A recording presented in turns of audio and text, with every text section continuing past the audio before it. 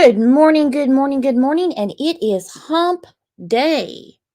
Not the type of hump day that Sarah Wondra or Candace Wells are into, but you know what I'm talking about. We're halfway through the work week.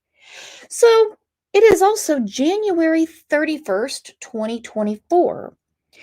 January has been a tough year. So much has been piled into the month of January, just the shows alone. Not even work in real life. I feel like we're getting ready to ring in 2025. What the hell has been going on? Please bring me 105-degree weather. That's all I'm going to say. Good morning, Connie Branch. Walking Dead made it in. Raven, what up? Pat K, what you doing, girlfriend? Glad everyone is here piling in. Karma made it in. Karma, I heard you're having some bad storms in your area, or they're headed your way. Please be on the lookout. Stacy B said, I love when Brooke starts out our morning show with instant shade thrown. That's how I know it's going to be a great day. I'm wired for sound. I'm like a new sewing machine, Stacy, only I don't know how to sew.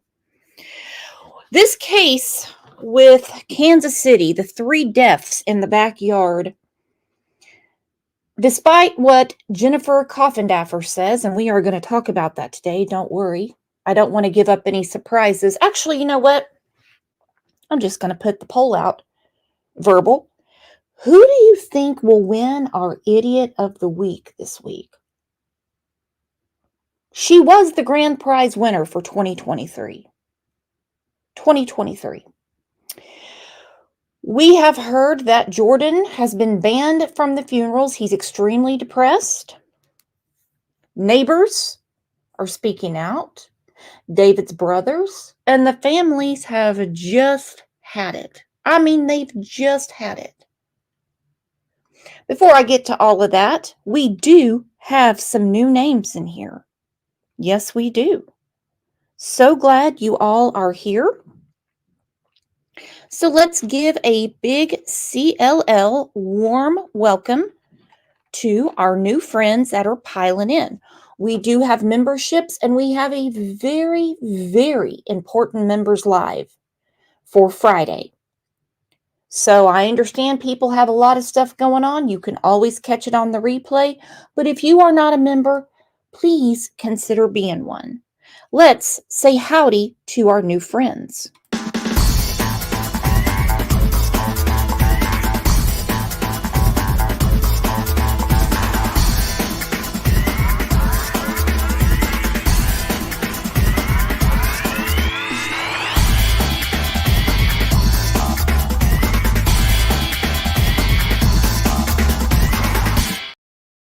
Woohoo!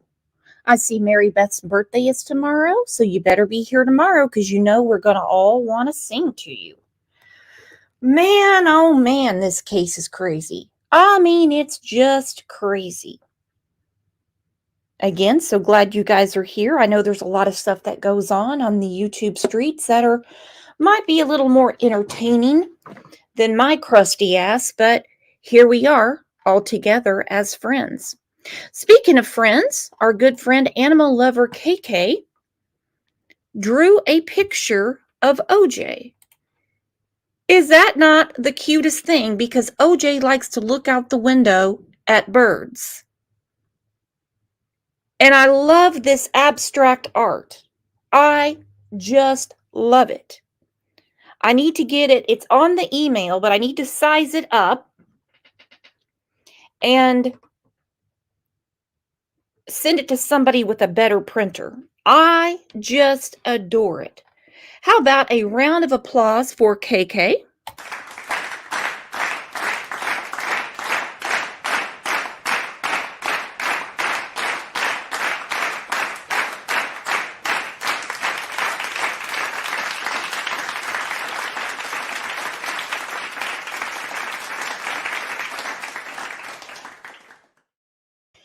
Okay, you know what it is. Who is wearing pink? Who is wearing pink today? Because you know what today is. It's Hump Day. Oh, guess what day it is? Guess what day it is? Huh? Anybody? Julie, hey, guess what day it is? Oh, come on, I know you can hear me. Mike. What day is it, Mike? Leslie, guess what today is? It's Hump Day. Our friend Shannon, TCB, who also did an amazing video about the KC3, as they're calling them. You know I don't like those nicknames, but if people know what we're talking about, then I'll stick to it. So I'm going to put that in the chat here in a second because she did a great layout. She is, every Wednesday, our friend TCB is always wearing blue. That's okay. Every shade is a shade of red in one way or another because it's a primary color. That's the beauty of wearing pink on Wednesdays. Except for Stillwater's wearing black. You're screwed. Days we wear pink merchandise. I have to send out Connie's. If anybody wants on Wednesdays we wear pink shirt, you can put your money in the chat, or I can send you an invoice. You can cash app it over, whatever. I'll just write down the name, get it from you later, however it works. It's just easier for me to go to the post office like all at once, as opposed to like every other day. They're starting to look at me like I'm the damn Unabomber because I'm sending out weird packages to like all over the United States and other countries. So let's just take it easy on Brooks and let's just get all of our orders together once. I prefer not to have Homeland Security come ask me what I'm doing, mailing shit out all over. Also, you need to check the box. Do you prefer with or without cat hair? Okay? Because OJ likes to help. So just let me know. Okay, let's get to the comments from the last show, shall we?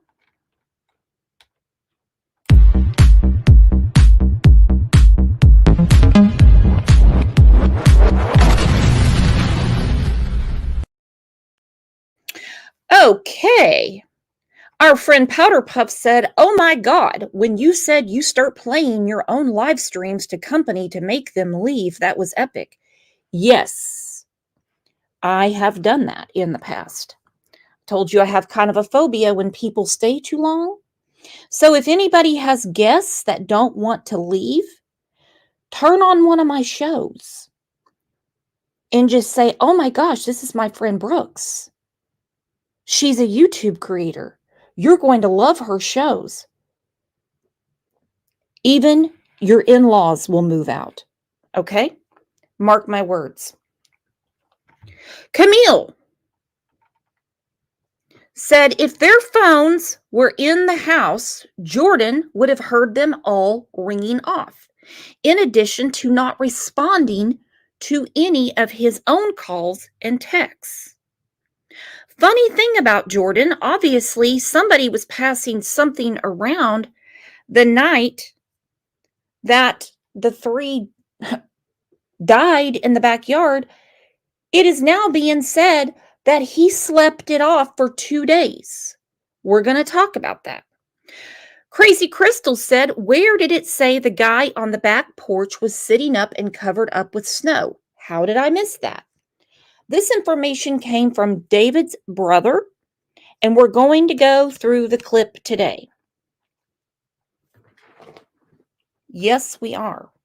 Carol said, "I have to wonder if all of them took an illicit substance provided by the guy living there, and maybe they did try doing that macho toughening up to extreme the temp thing, but the host guy bailed and went inside before the paralysis happened." That is a very, very good theory. So when people say the Kansas City Three, and we know who they're talking about, they are talking about David Harrington. It has been confirmed that he was found sitting up in one of the patio chairs in the backyard. We are talking about Ricky Johnson. And we are talking about Clayton Magini. My understanding is, from the articles I've read, it is his fiance that broke into the house and found the scene in the backyard. Now, the police did go to rattle Jordan Willis's cage. Bear with me. This was in the New York Post. This was sent to me, I would say about a week and 2 days ago, because last Wednesday we did the show about the Kansas City 3. This is Jordan Willis opening the door to the Kansas City police, to the Popo, asking, why is there 3 dead dudes in your backyard? All right, so this right here, this is Jordan Willis greeting the police. Now, I don't need anyone to look below the belly button, but if you have the nerve, go ahead. Was it that cold in Kansas City, or was he really happy to see the police? Inquiring minds want to know. I'm one of those, when somebody comes to my door, even if I just have to throw a robe on, I'm not going to answer like this, okay?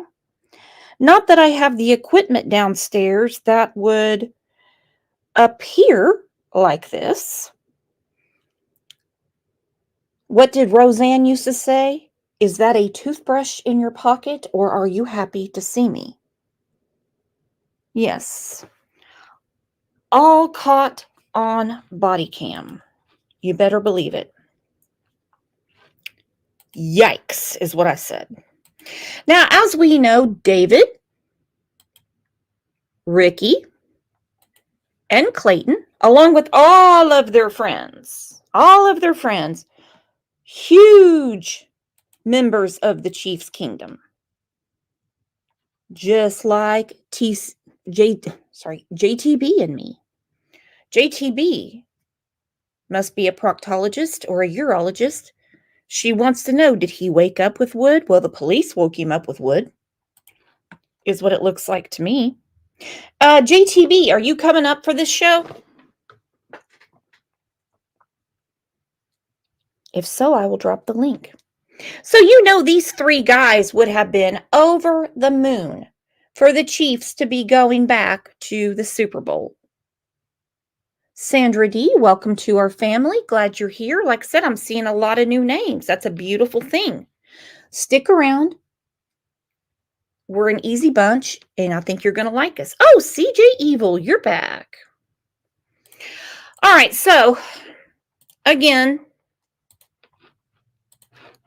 they are huge, huge KC fans. And I know these 3 would be so excited that the Chiefs are going back to the Super Bowl. Haters, take a back seat. And to rub it in a little more, even though the market is oversaturated with the Taylor and Travis situation, this is a cute exchange. So this is part of what the guys are missing out of. The question is, why and what happened? Video, we're going to see the entire conversation that took place between Taylor Swift and Travis Kelce on the football field. After they won the match, Taylor followed everyone out and they made their way onto the field. Taylor quietly followed behind Donna Kelce and said that she didn't know what to do.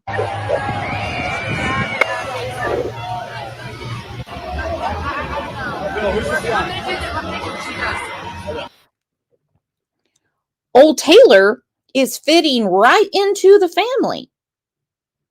She's right there with Travis's mom saying, I don't know what to do. I'm going to do what she does. But she ran right out onto the field. It was extremely crowded and cameras were everywhere ready to capture every moment. They led her towards the team and Travis met his mother first, then moved to give Taylor the biggest hug.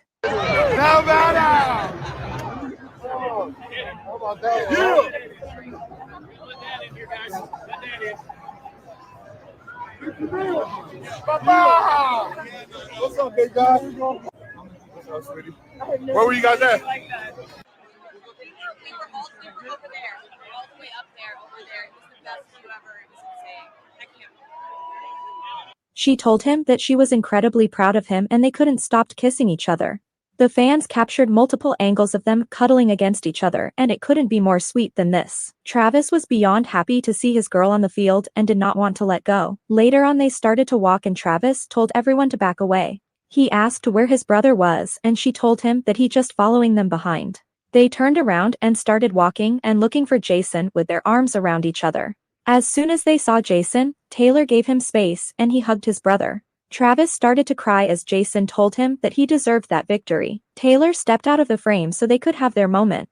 But as soon as they finished greeting each other, Travis started to look for Taylor again and went towards her. Clear away, guys. Thank you. Hey, I'm going to enjoy it with you guys. Oh, so much fun.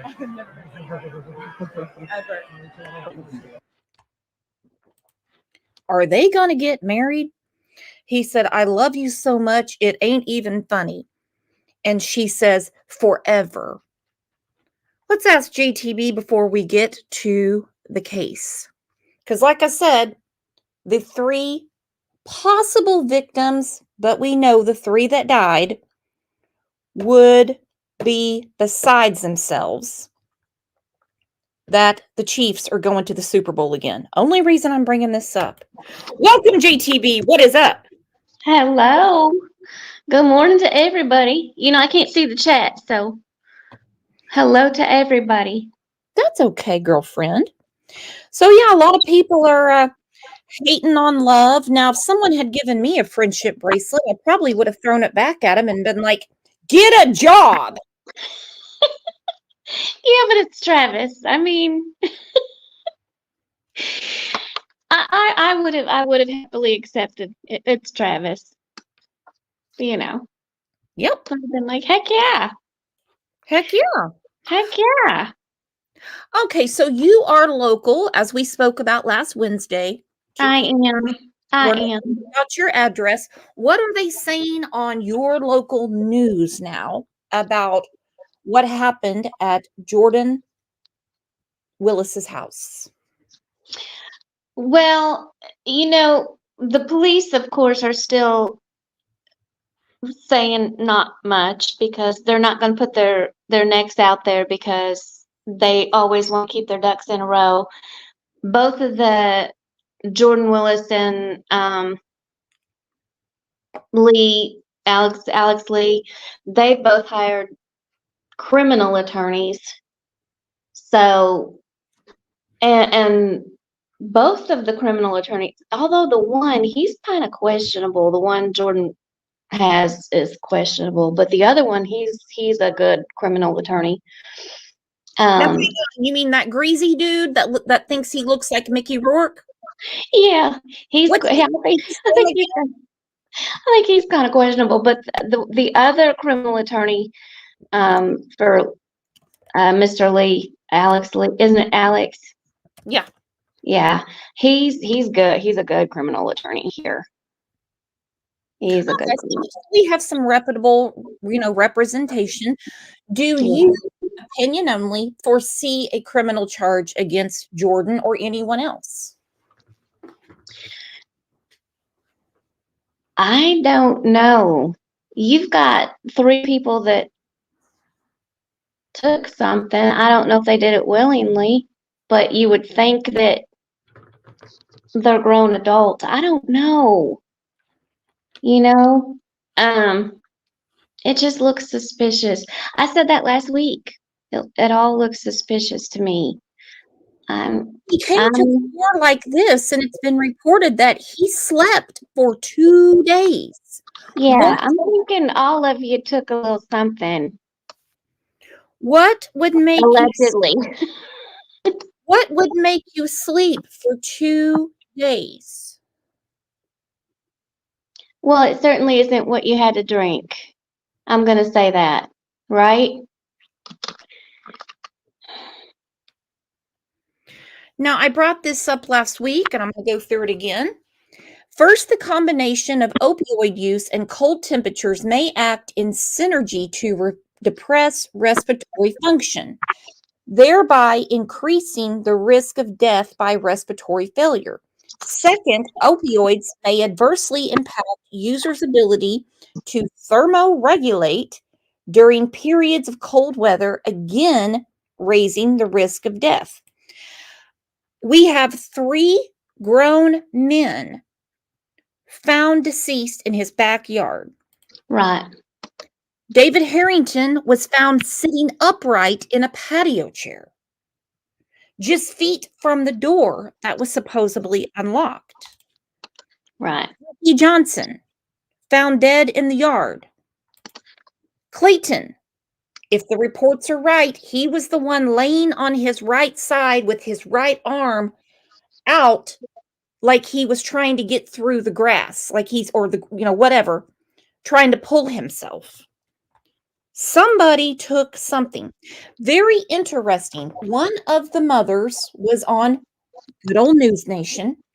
She said that the detective she spoke to at KCPD said, listen, when all of this comes out, it will make sense. There is no way by now that law enforcement does not know what happened. I know they say they're waiting on toxicology, and that could take until the middle of February, the 3rd week of February. I think it would be kind of nice, unless they just can't, because we don't know what goes on behind closed doors with law enforcement. I wish they would let me in on a meeting just one time.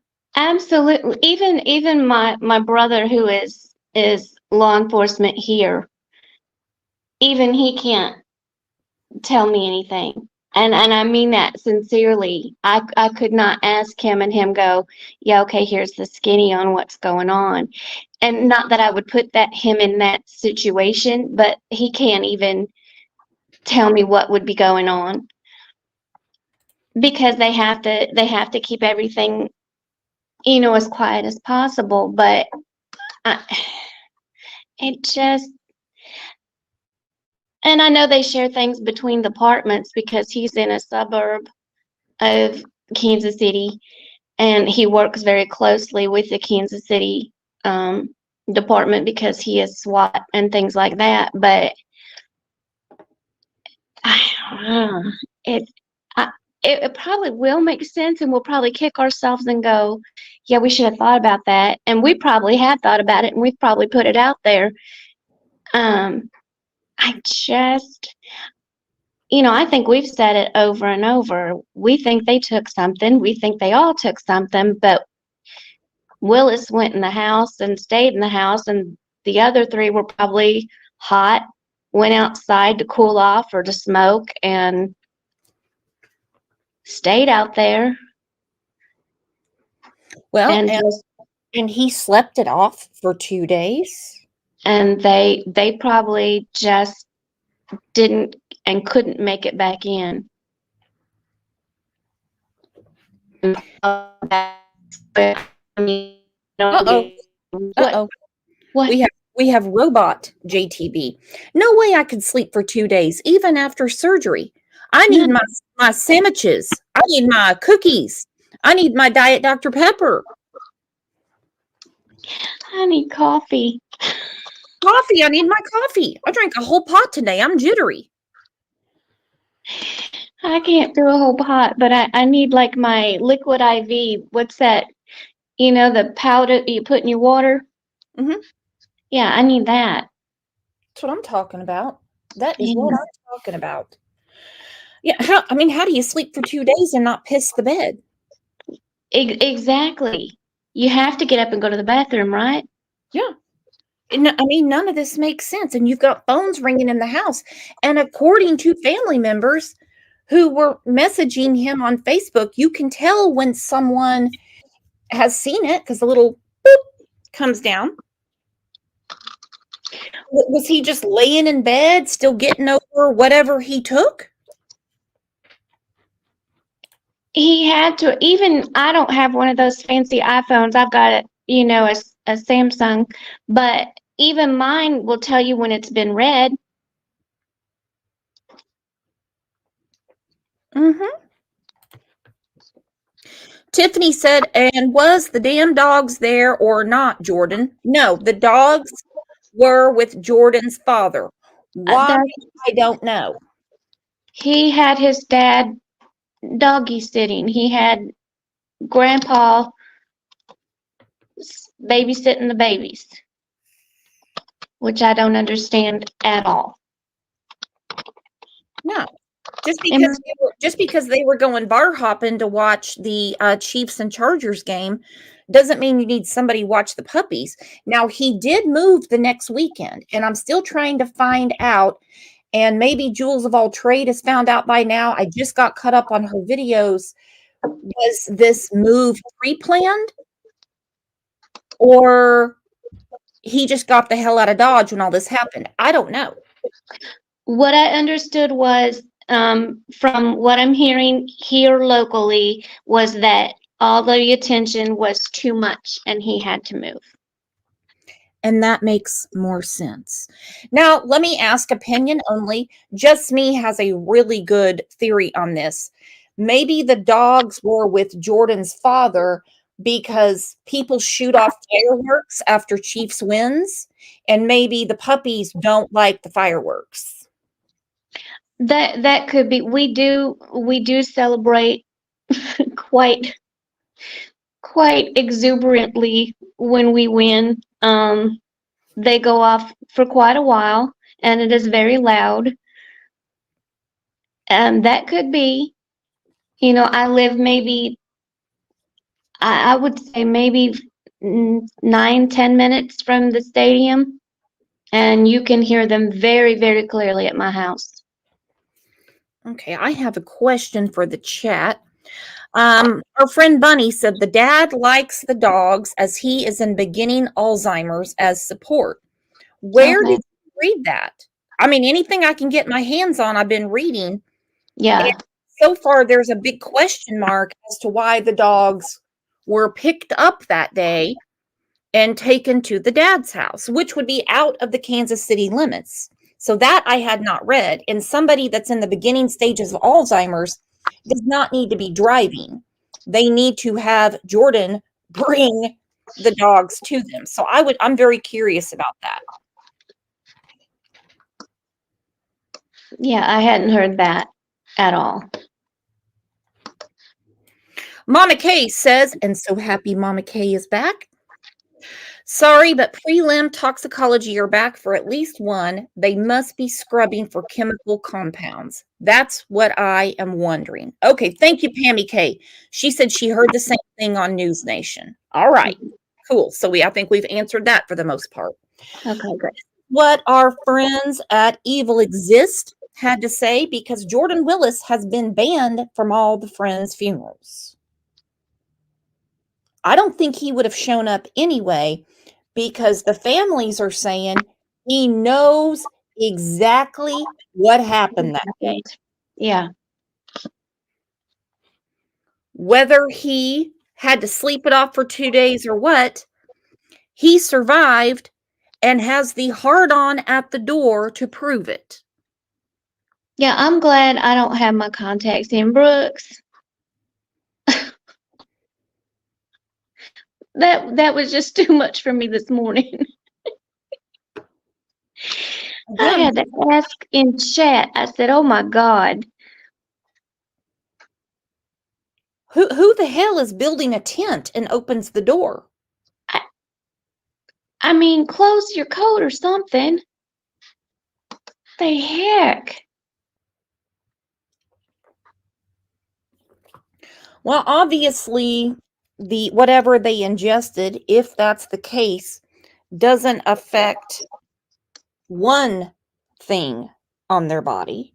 It might make them sick for 2 days and not be able to move out of the backyard, but one thing didn't take a licking. Well, that organ is not affected. and kept on ticking. All right, let's hear from our friends at Evil Exists. Okay. If you're following the case of the three men that passed away in the backyard of their friend, Jordan Willis's house, then you will know there are so many unanswered questions in this case. It's really troubling. The three friends were found in Jordan's backyard, and police are saying there were no obvious signs of foul play. Jordan was said to basically be sleeping for 2 days with headphones and a loud fan on. He had no reason to leave the house, therefore missed seeing the friends' cars parked in the street. He also had no reason to go to the backyard, since his 2 dogs were staying at his dad's place. Okay, no reason to go to the backyard because the dogs are with his father. No reason to look out any of the windows because he was sleeping it off for 2 days. What is the longest you have ever slept, unless like you'd had like surgery in a hospital?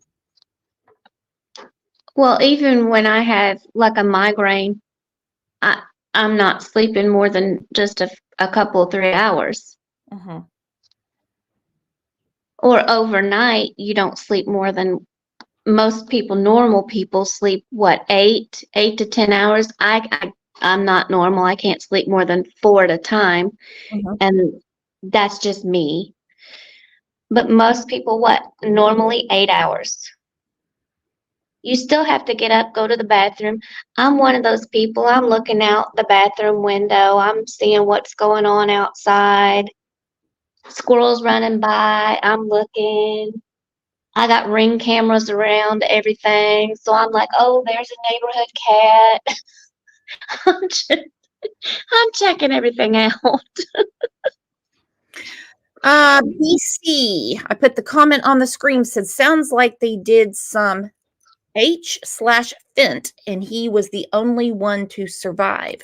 Now, the one guy that was with them and left early, I'm understanding he's the one with the history of drug dealing. Have you heard the same thing, JTB? I have heard the exact same thing. He has some past history with arrests in that department. Yes. So safe to say Kansas City PD knows who he is. Is familiar with him, yes. Yeah, I have heard that. Makes you wonder why an accomplished scientist that was working on insane chemical compounds for the treatment of HIV and AIDS, high school buddies or not, would hang around somebody with an extensive history in drug trafficking, drug dealing. Right. It poses a question, doesn't it?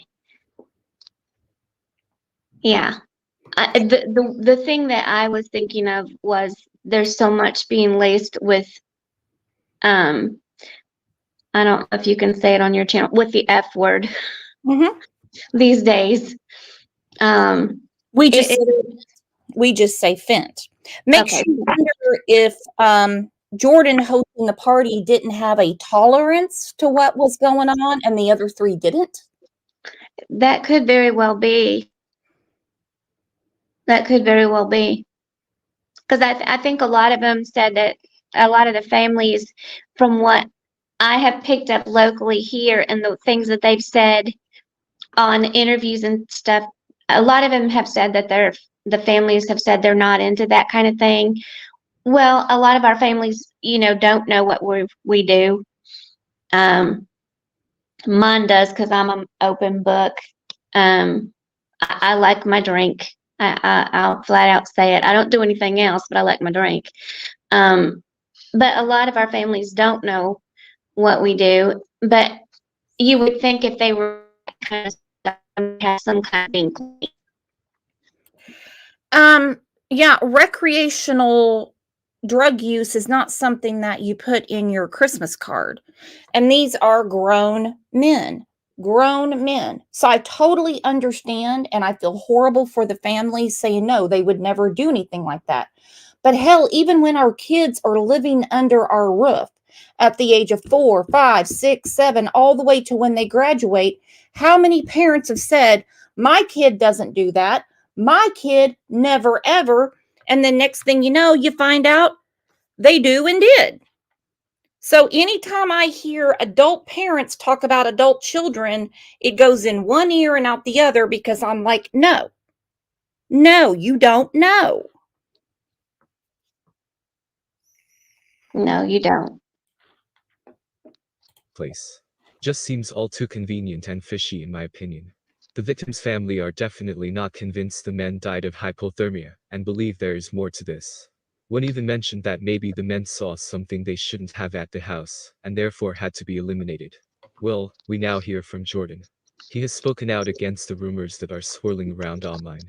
He is devastated by the loss of his friends, and said the claims that some of the victims' family members claimed that he was somehow responsible for their deaths, left him feeling very depressed. Jordan was banned from attending the funerals of his friends, because of all the rumors and speculation. Someone close to Jordan's family expressed how ridiculous the mad scientist theory is, and the fact that he is a scientist is irrelevant.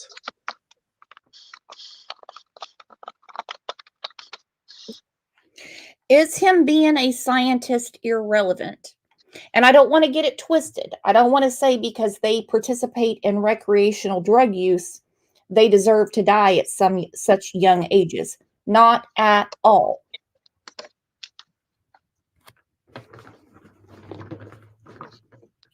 I don't know that it is. I think that him being a scientist may play a part in what happened because he does have access to certain things. He may have a tolerance to certain things.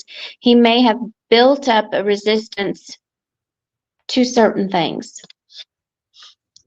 I don't know that for certain because I don't take anything, so I don't know. I don't have any experience in that department, but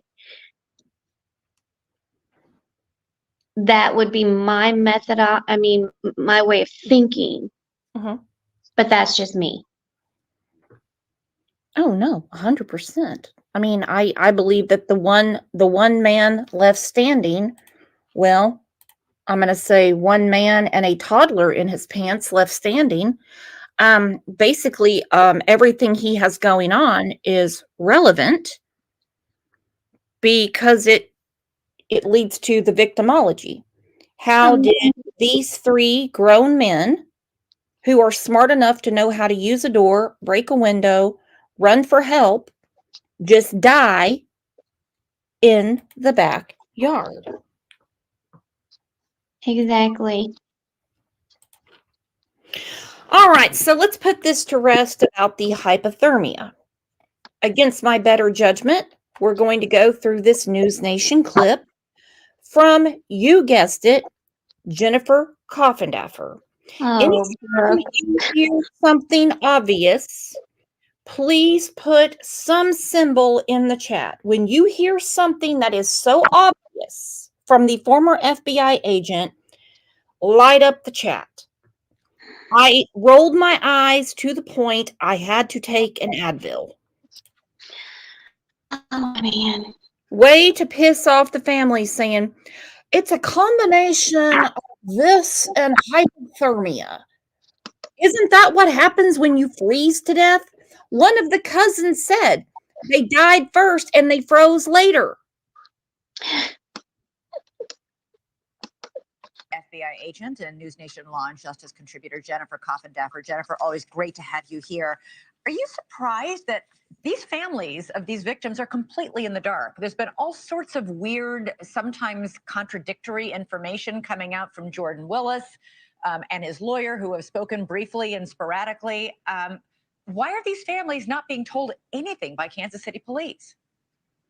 Well, really, the ball is being dropped. There are usually victim witness coordinators with every police department, especially a large police department like Kansas City. The FBI had them, everyone has them, and they serve as liaison between these victim families and law enforcement to just help answer questions, help them with the time. They offer counseling, and it seems like that ball has been completely dropped. Yeah, one of the family members of one of the victims told Chris Cuomo on News Nation last night that his brother was found dead sitting in a lawn chair on the back porch, not laying on the ground. Take a listen to it. They were found by an extended family member. So you guys are in contact. So go ahead, tell the audience. Yeah. So I believe David was found in a lawn chair on the back porch, rather than all three laying flat, which definitely paints a picture we did not have from the very beginning. Okay, we discussed this last week on the show. David was found sitting upright in a patio chair. Suspicious much? Because that definitely it got me thinking.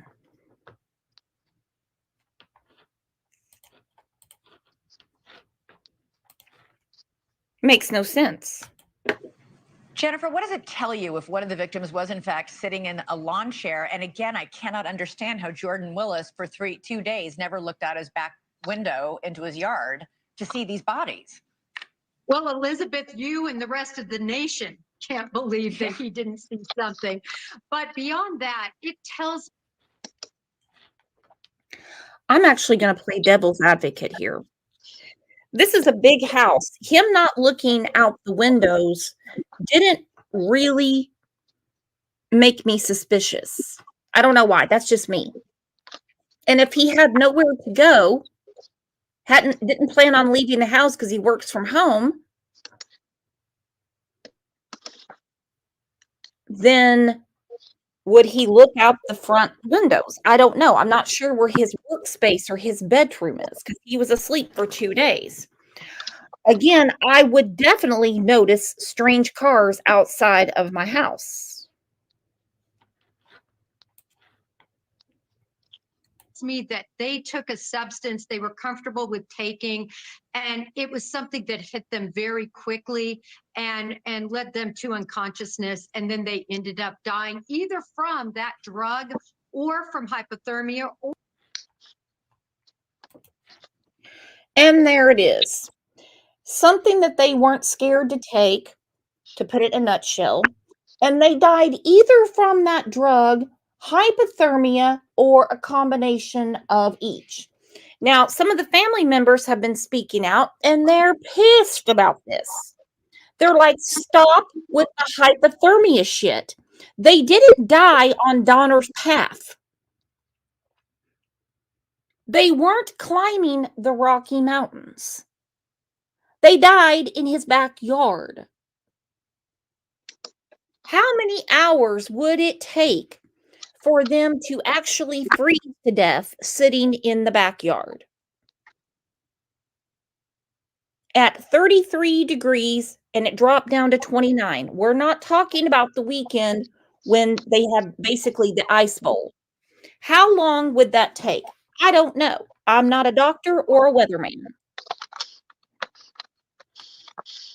What an idiot. Or a combination of both. You say that actually whether or not the victims had their cell phones on them could be critical, as well as ring cameras or security cameras in the neighborhood. Perhaps those might have captured the 3 men as they're in the backyard? Well, it's really crucial that Kansas City do a canvas. They need to do a neighborhood canvas, not only to talk to individuals, but to also see who has those ring cameras and what was seen. Just imagine what's going to happen if that door actually did open and this individual resident was actually up and about and looking around. That's going to put a hole in his story that he was just asleep and had headphones on for 2 days. So, Elizabeth, that's important information that I hope Kansas City PD is digging deep into. Yeah, and obviously they didn't do any toxicology tests on Jordan Willis, the host and homeowner, or, I don't know why Elizabeth Vargas is saying obviously they didn't do any tests on him. He was detained. He did get an attorney. If he's being fully cooperative, don't you think that he would have submitted to a drug test? You're just not going to convince me that these 3 grown men sat in the backyard and just froze to death. It doesn't work that way. Just body movement alone would warm them up to the point where they could get to a neighbor's house. Or how about this? Sit in their own damn car that is just around the front of the house. But Coffindaffer has solved it. It's either drugs, hypothermia, or a combination of the two. Do you feel enlightened yet, JTB? Well, I'm hoping that the Kansas City Police Department has watched her so that they know to do their jobs and canvass that neighborhood and check for ring cameras and security cameras and to hopefully do a toxicology on Willis and maybe if they are lucky and they cross their fingers, they'll be able to solve this through the help of Jennifer Coffindaffer. Good. All right, so enough of her. I think with her synopsis of the case and pointing out the obvious, she is in the running for 2024's Idiot of the Year. She won it last year, so here we go.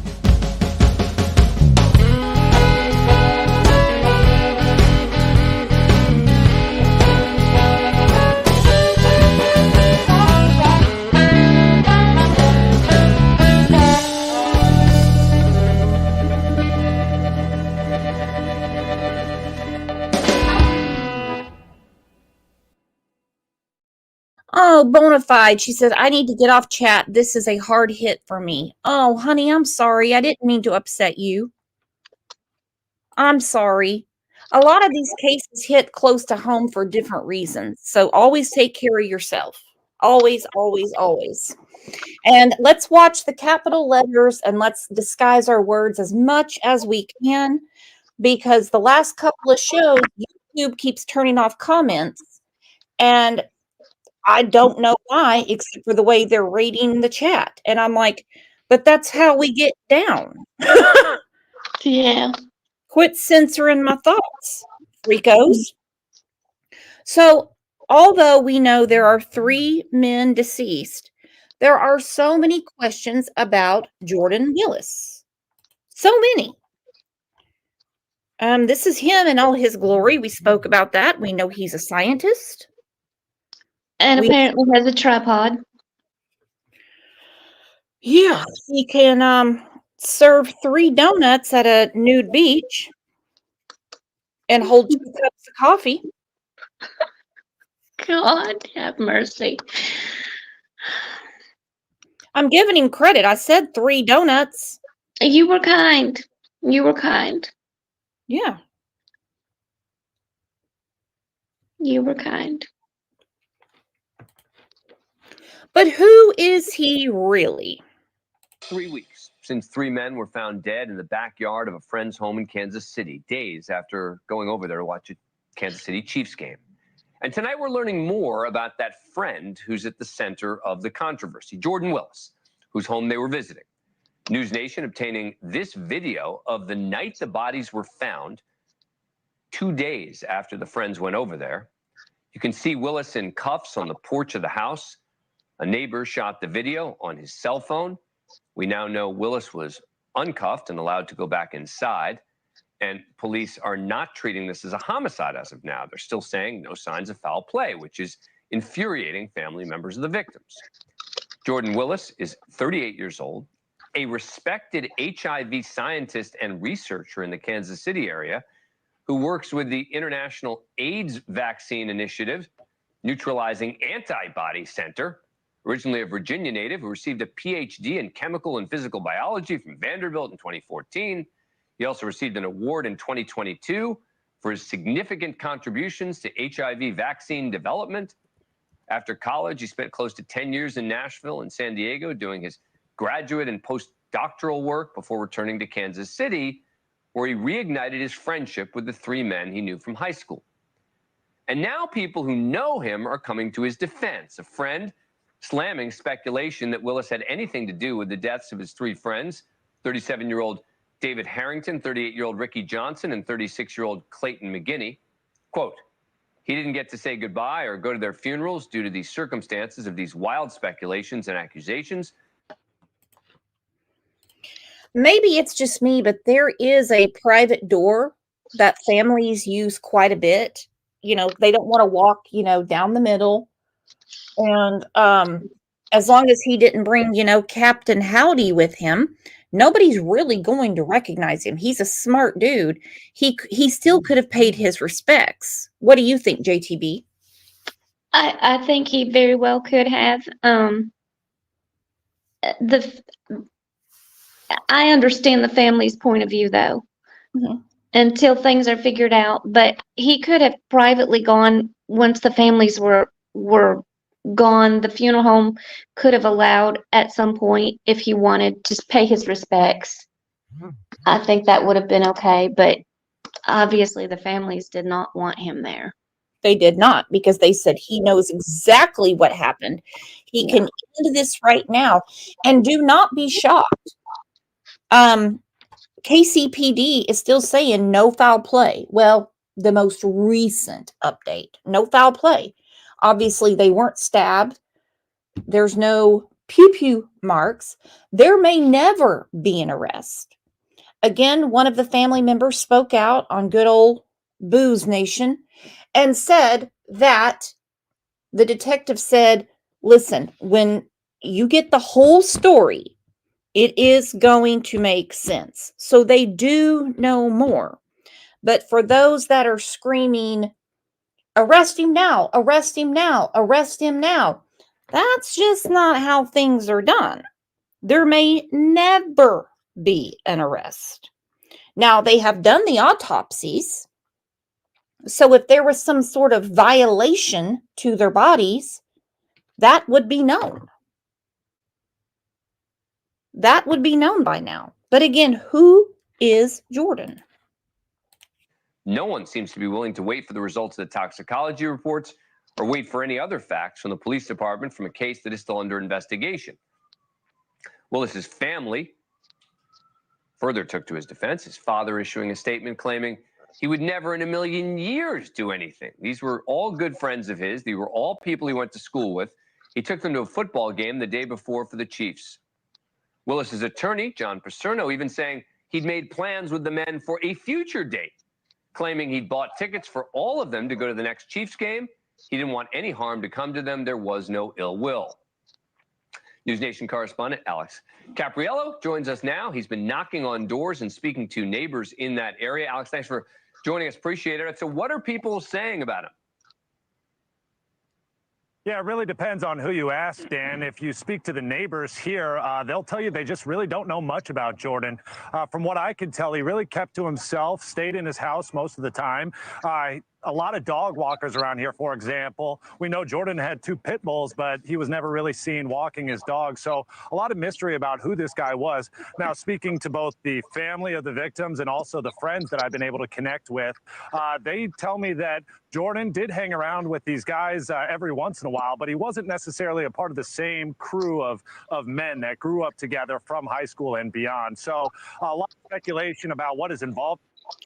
Okay, I'm really confused as to how he's not part of the crew, but he bought tickets to the next game, and we know those are not cheap. Right. That game was a lot less expensive because it was like, what, negative 33 wind chill that day? It was so freezing cold. Some people have theorized that they went in the backyard to try to see how long they could sit there because they were planning on going to that game. Yeah, then their next weekend we were, I believe we were -8 actual temperature, and then the wind chill made it so much colder. It was just awful. It was awful here. Yeah. Yeah, that was during the day. So I can't even tell you what it was like at night because I was bundled up under so many layers of covers. But yeah, it was freezing here. Britt said, I don't know about that theory, nor do I. And Queen of Hearts said, some people have to buy friendships. I can see this. Yeah. I can see that part of it. I really do. I can see that. I saw Kiki's comment earlier, and I love her too. So I did see it. Kiki, I love you, girl. You guys are the best. They are was the just best. how tight he was with these guys, but not really that much that we can glean from the neighborhood. Let me play a little bit of some of the family reactions, who a lot of people are very angry with Jordan Willis. This is number 5. Last time we saw him, they were leaving the house, but he didn't know that they had left, so that doesn't make much sense. I think a lot of people know more than they're saying. You can't tell me he didn't know those flies were back there in the backyard. How do you not know there's 3 dead bodies in the back porch? You know, there's so many questions being asked about him. And, you know, I understand why his lawyer would probably be advising him to be careful about exactly what he says and wait for the toxicology reports. But, you know, if the story is exactly as he says it, right, that he was just in his house and 2 days later, someone else finds these bodies in his backyard and he had no idea, you would think that he really might want to come out himself and say something like that. Do we have any indication that he might speak out publicly? Yeah, look, I tried getting in contact with his actual attorney, trying to get just the latest on Jordan, not to mention his story, but also how he's feeling with all this stuff going on surrounding him. The lawyer's not talking, not until a toxicology report comes out, and really that was the final word that I got from him. But I think you're right. I think a lot of people are expecting him to, you know, shout from the rooftops his innocence or just what he was actually going through for those 48 hours, because I'll tell you, neighbors here are skeptical about that story. They find it hard to believe. And just from what I could tell with my own eyes looking at the backyard, a lot of windows back there leading out to the patio and to the chair where we know David Harrington was found sitting upright, frozen to death. So it feels really hard to believe that someone could actually be there for 2 full days and not see 3 friends in the backyard. But that's the story that we have right now. That's the story we have to go with until we know something further. Of course, everyone's just waiting on those toxicology reports, of course. Oh, yeah, we're waiting on them, but we may not get them until the 1st of March if you really want to know the truth. Kiki said, love you too, sis. I don't think he was as tight with these guys as what was originally brought to us. I think they might have been a little tighter with guy number 5, the one with the bad record. And that is no shade on Clayton, Ricky, or David. Just because you go to a game with someone doesn't mean you're in their lifestyle, or you go and hang out to watch the game. Don't want to get eaten up for that. Don't want to get eaten up for that. So should Jordan come out and speak to the media? Because they're all sitting there with bated breath, just waiting for him to come out and proclaim his innocence. Let me tell you what, they've probably already got 500 questions just waiting on him. Do you think Jordan should come out and ease the public's speculation, or to some fears? Because if they truly did, rumor has it, buy something around Kansas City, go home, partake in it, or back to Jordan's. Jordan sleeps for 2 days. They all die in the backyard. Should he come out or not? Tracy Jones says yes.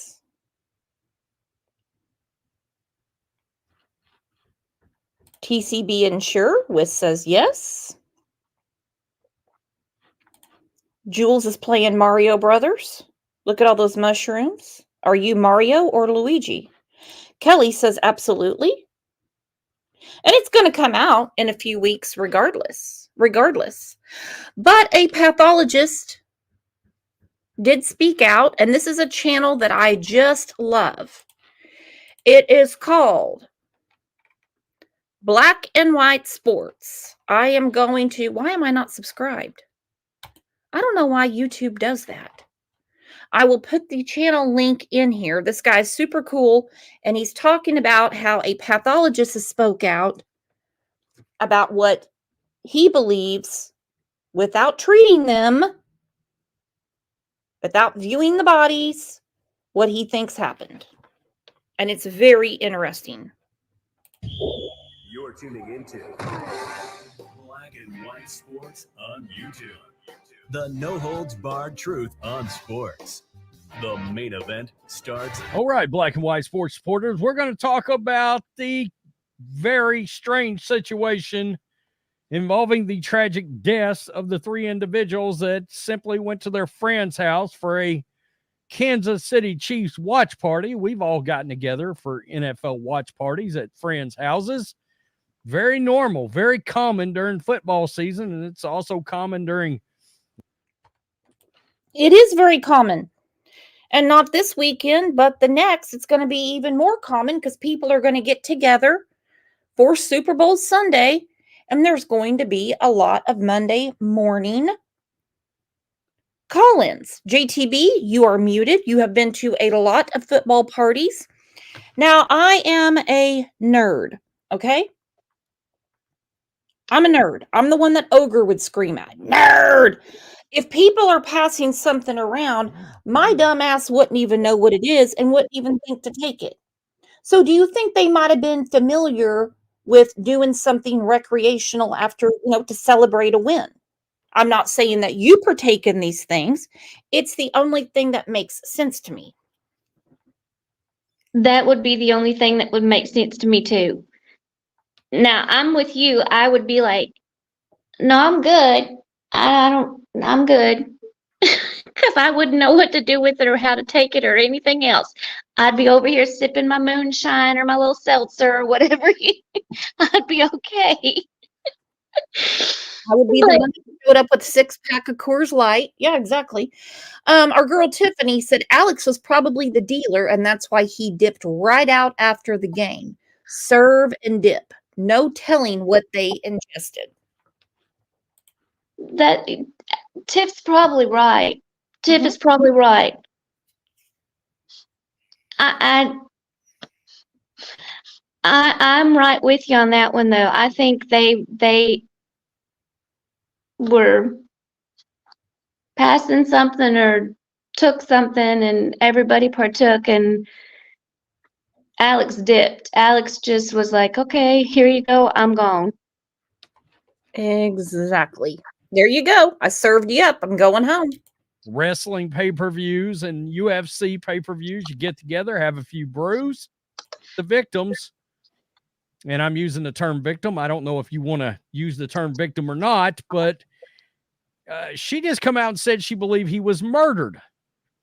I don't think this forensic pathologist buys that, but he does have a very, number one, it's pretty interesting that he just comes out and says the police already have a cause of death here, okay?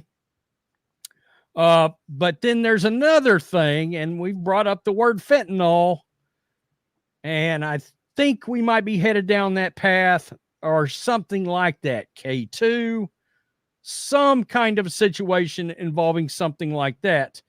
Now, Jordan Willis, we have found out now, is an HIV and COVID scientist. Yeah. Now it's not just HIV. He's also a COVID scientist.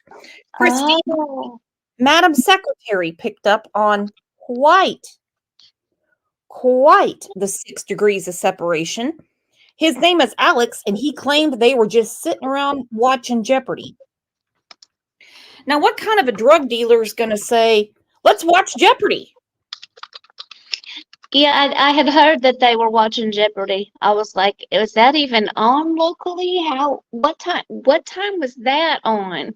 I was going to ask you because you know your local stations. When does it come on after the Kansas City Chiefs game? I'm like, how was that on? How did I miss Jeopardy? I don't remember Jeopardy being on. I do not remember Jeopardy being on. I don't remember Jeopardy being on, but I mean, it could have escaped me. I'm not saying it wasn't, but it just seems kind of odd. Well, you and I were going back and forth about the game and talking about how cold it was going to be the next weekend. Yeah, because hello, go Chiefs. Go Chiefs. We're both Chiefs girls, and I don't remember you and Mr. JTB saying you guys were sitting there playing Strip Jeopardy. Well, not that we talk about on camera. Speaking of, you have a big show coming up on Saturday. Before we get to this, tell us about it. We do have a big show coming up on Saturday. We have a very dear friend of ours in the community that his wife just passed a few weeks ago from breast cancer. She went through copious amounts of chemotherapy. We lost her just a few weeks ago. Her name was Tiff. And we are doing a charity auction on Saturday on our channel, Celtic Balls. And I appreciate you so much. The thumbnail will be coming out. Mr. JTB is working on it right now. It is, in fact, I think completed. So we'll be getting it out to you, Brooks. And it'll be on our channel.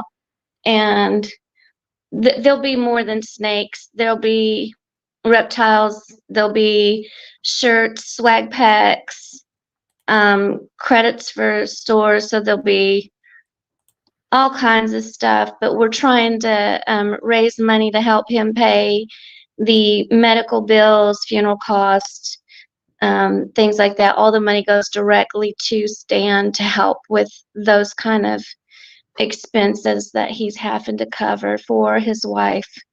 And I am going to be putting together just a little tribute to her.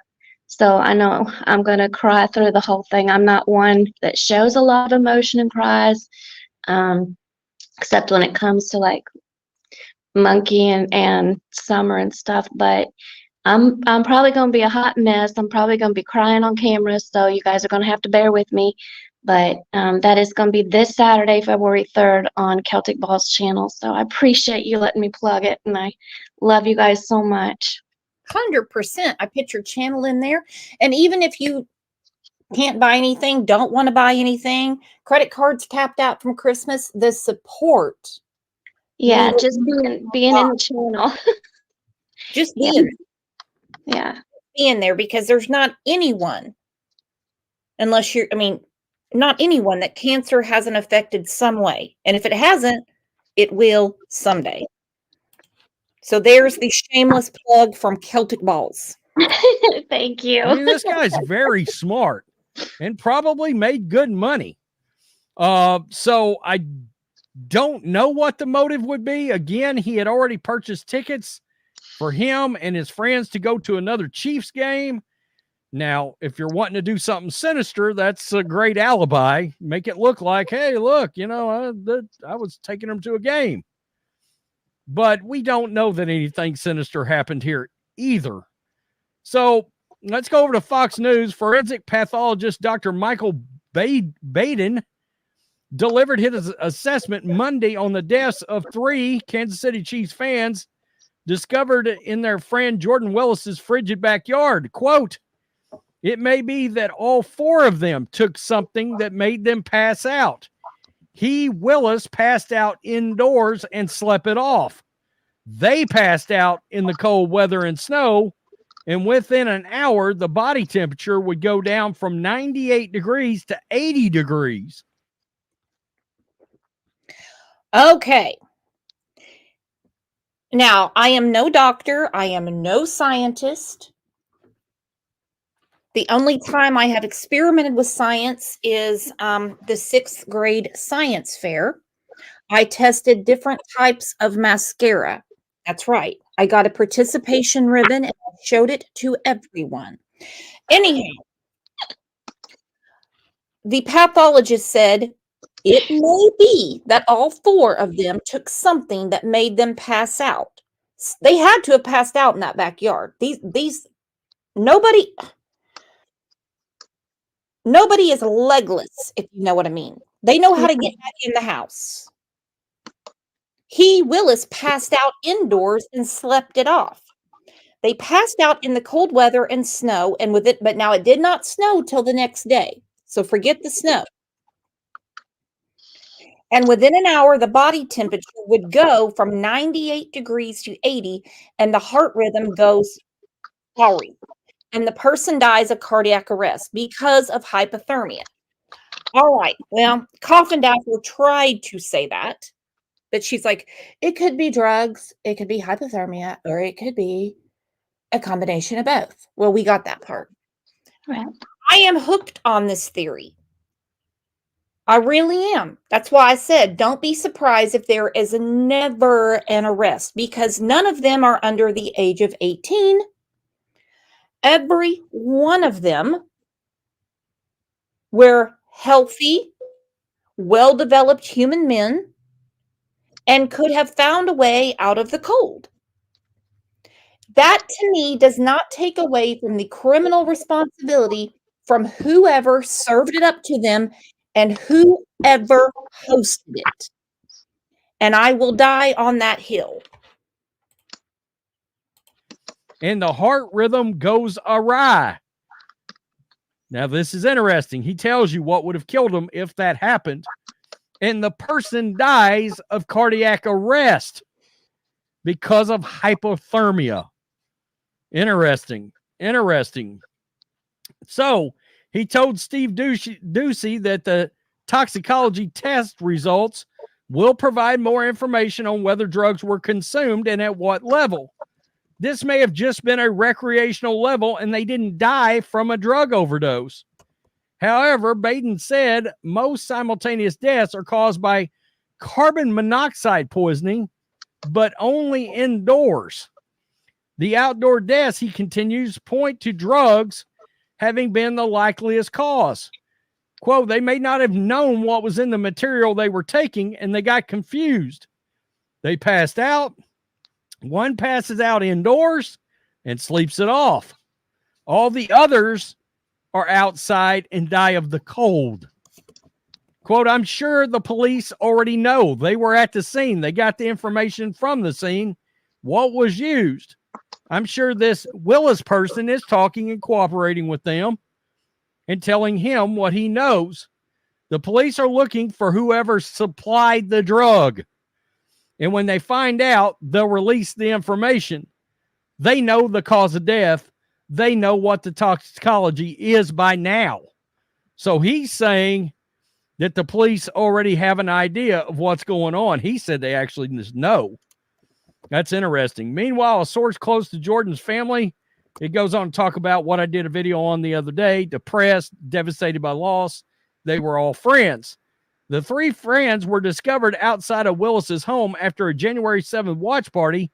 Experts had previously told Fox News Digital that a fentanyl-laced drug, or K2, a drug commonly mistaken for marijuana, could have been the culprit. That's interesting. That is very interesting. Okay, Bonafide, who had to excuse herself, she was talking about 4 people. I don't know if she knows them, if it's locally, or she read it, and I don't want to ask. Got a hold of some K2, and all 4 passed away. Now listen, 3 grown men passing away from a hit of whatever would not surprise anybody if all the facts were out. Just going to say that. I think it's the Kansas City Chiefs connection that has gotten so much exposure. But that's just me. What do you think, JTB? I think so too. I think so. I don't know. I think you're absolutely right. And we've heard a lot about both substances. Both substances, of course, have been in the news a lot. So Ricky Johnson's brother was on with Chris Cuomo, and he is demanding some answers. This guy wants some answers. Understandable. It's family. You want to know what happened to your brother. The entire family wants to know. So the brother of one of the 3 Kansas City Chief fans found in the friend's backyard has demanded investigators tell the grieving families how they died.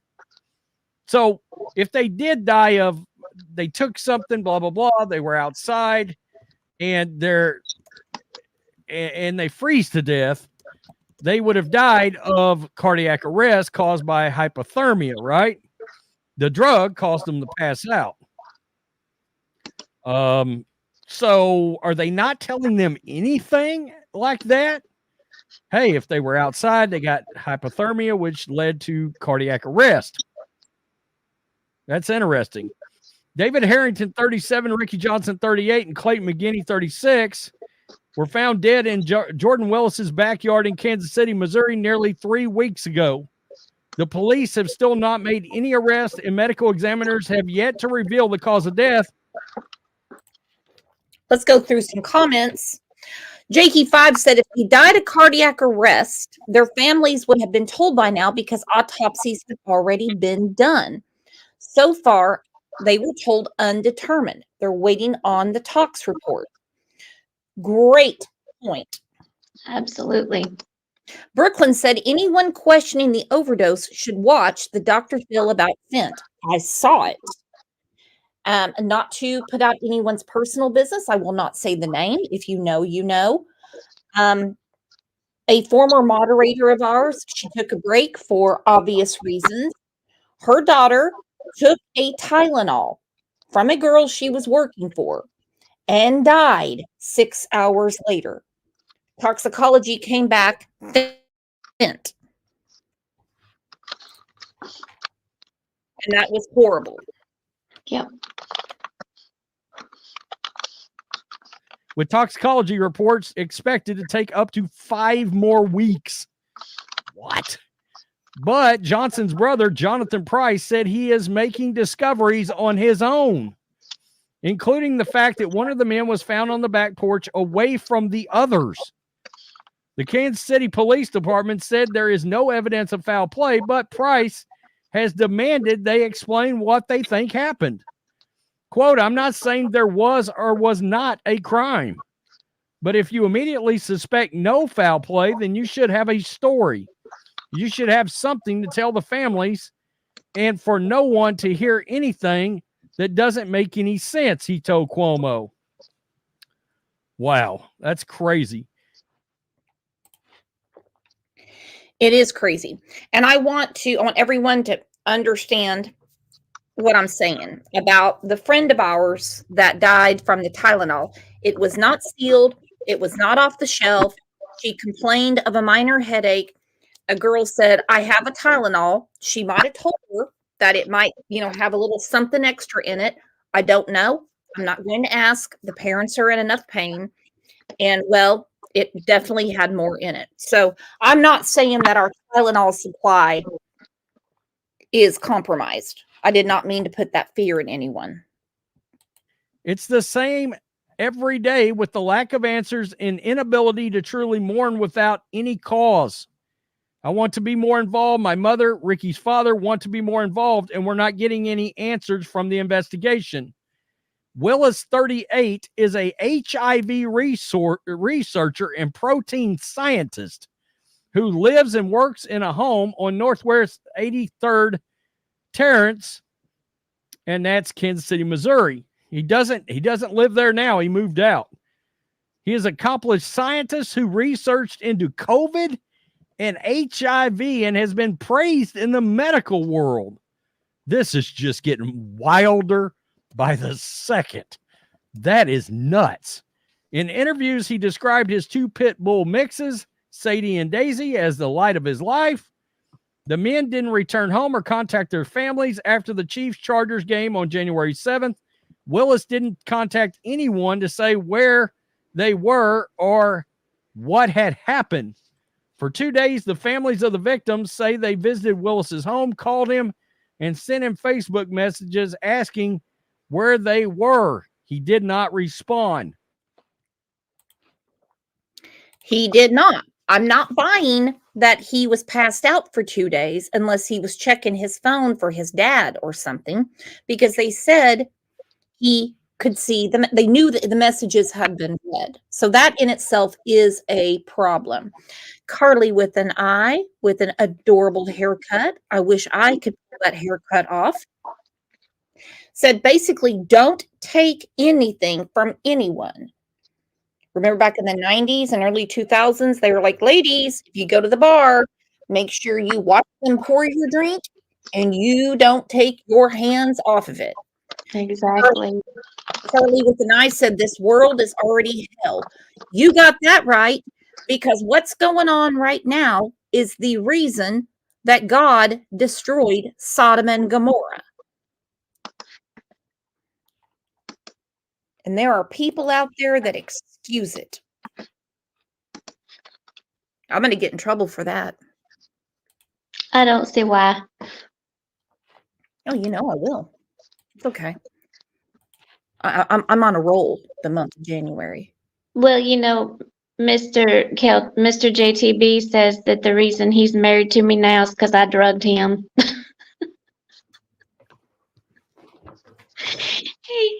He swears up and down that he went to the bathroom at the Applebee's and he came back and he ended up married. So I said, you can't tell people that. They're gonna believe you. You were drugging Mr. JTB at the Applebee's? He says every time he starts to come out of it, I do it again. And I said, well, I don't know what kind of drug it is, but apparently I'm doing something right because you're still around. You keep those drugs and Applebee riblets on hand, don't you? I guess I do. You guys are too cute. Her channel is Celtic Balls. If somebody could put it back in the chat, I would appreciate it. All right. Have you seen what the neighbor with the Kansas City Royals hat on said? He filmed some stuff. He had some stuff on film. Oh, yes, he did. He did indeed. His spidey senses were going off. They were tingling. He was the neighbor who lives right across from Jordan Willis, who just by happenstance looked out at the exact moment that 911 was being called. Ashton, we know now that that was Clayton's fiance that actually discovered those bodies, called 911 and then alerted the authorities. Just walk me through what you saw in that moment. So basically, I was just going, turn off all my lights. I was getting ready for bed, locking the doors. I went to lock my front door, and I saw a woman come out of the backyard on her phone, and she looked distressed because she kept looking back towards the house, and I thought it was weird. But I just moved in, so I really didn't know much, and so I just went back to my room. 10 minutes later, I saw an ambulance drive by, and I said, well, that's just weird. Something's going on. Okay, before he gets to it, it looks like a very nice neighborhood to me. Are you familiar with this neighborhood? Because it seems like a lot of people move in and a lot of people move out, which is kind of a bad sign. He just moved in, Jordan just moved in, and now Jordan's moving out. Do you know very much about this neighborhood? I do not, but we have a lot of halfway nice neighborhoods that we have. I don't know if you have these where you're at, but we have property, people that buy properties and then they do those rentals on high-end homes or homes that are fairly nice. Well, they overprice them and then people can't afford the rent after a certain amount of time. And so we end up with a lot of turnover. And so I don't know if that is what happens in those neighborhoods, but it happens around here a lot. So I don't know if that's what happens there, but it's not necessarily the neighborhood itself. It's just the prices. No, I got you. Yeah. Makes sense. But now you look at Jordan, who's an accomplished scientist. Why would he need to be in said neighborhood unless he has a reason to be in that neighborhood? Housing scarce in the area? That's true. Okay. Yeah. See, that's the reason I love to talk to the locals, because instead of me Googling something and talking out my ass, they can say, No, this is what's really going on. Love it. Yeah. Went to the front room, looked out, and I saw that there was already 3 cop cars and there was a man detained, and the woman was talking to the other police. And basically, I kind of watched that conspire for an hour or two. The man eventually left. The police searched the house, went through the backyards and everything, and I had no idea what had happened. And the next morning, I saw the news that they had found 3 dead bodies, and I just was kind of in disbelief. I was like, wow, I watched that happen. Right, and actually we're looking at that video that you shot right there on the top left corner of your screen. So basically you're saying that's the video where you're actually looking out and you can see Jordan Willis being detained. That's probably within the first 5 to 10 minutes. I was like, oh my goodness, something serious is going on at least. So yeah. That would freak me the F out. Let me tell you. Because if I saw this being arrested or detained, not arrested, in front of me and 3 bodies being brought out, well, I have a feeling I would be getting those moving boxes from the curb and I'd be ready to roll again. But that's just me. It's not every day you see somebody walk out with man boobs, a half-shaven beard, a robe, and a woody. Yeah. Yeah, that's just too much to see. Again, was it still that cold, or was he just really happy to see the cops? I'm going to get into a lot of trouble for this. I'm telling you right now. I can already see it coming. Not in that way. Not in that way, though. So your red flags were going off in that moment, but even before that, right? Because you saw some of these victims' cars that were right here parked in front of your house, and that also kind of alerted you, right? Because that was unusual. Yeah, we had just moved in, but that week we had never seen those cars there. And then all of a sudden, that whole weekend, there was cars parked right in front of our drive, and they never left. And they stayed there until the police came, and even after that, we found out they're deceased. But yes, those cars never left.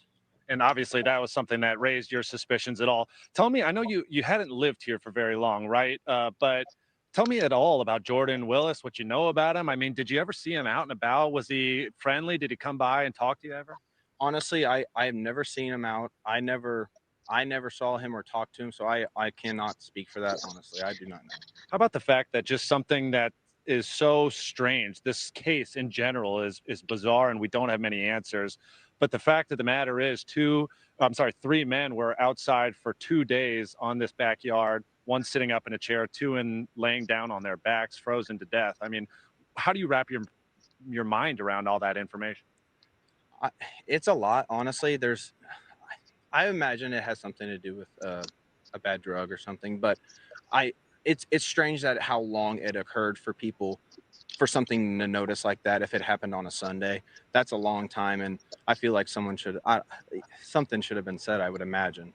Yeah, it's hard to say out loud because you don't have all the information, but the fact of the matter is 3 men are now dead. Does it feel like you're getting, or your community is getting, the answers it deserves right now? That seems to be the big issue that the families have, is it just doesn't feel like they're getting closure because they're not getting answers.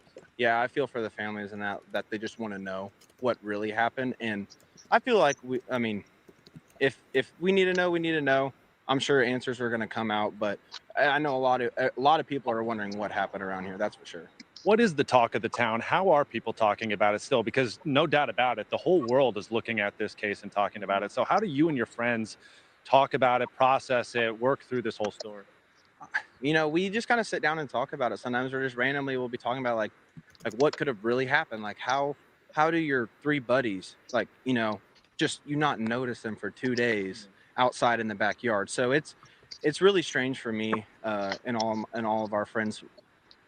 It's really hard for me to say, but I feel like it had to have been just maybe an accident. I don't know. It needs more investigation, though, I think.